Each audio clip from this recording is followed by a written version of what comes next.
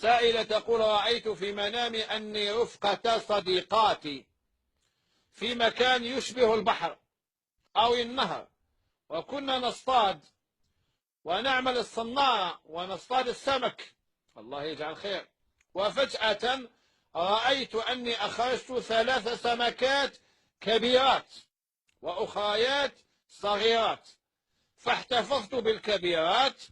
وفجأة رأيت أفعى قبيحة، كانت إحدى صديقاتي تحاول قتلها، فقلت لها: انتظري حتى أبتعد عنها، لكنها ضربتها بالعصا فقفزت الأفعى والتفت حول رقبتي. تستاهلي.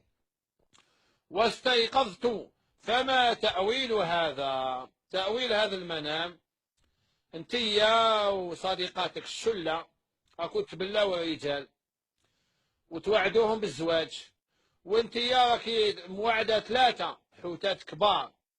حوتات كبار، انت تحبي هذا النوع تاع الرجال اللي بالك اللي عندهم المال ولا الجاه ولا حاجة هكذا، راكي 3 صيدتيهم، وهذاك الحوت الصغير طلقتيه. المزلوطين الشباب صحاب لونساج اللي ما عنده والو مسكين، رحتي للحوت الكبير، هذوك رميتيهم، خليتي 3 كبار.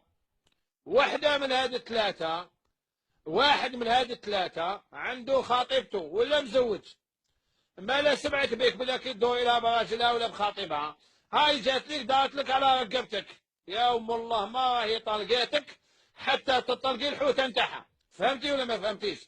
اما لا غير اتقي الله، راهو راجلك اللي يكتبه لك ربي، بركه كيما الصياده، وما تدوريش مع اليوم يصيدوا، واختك من هذا البحر، هذا بحر فتنه وبحر عذاب لا يؤدي الى خير.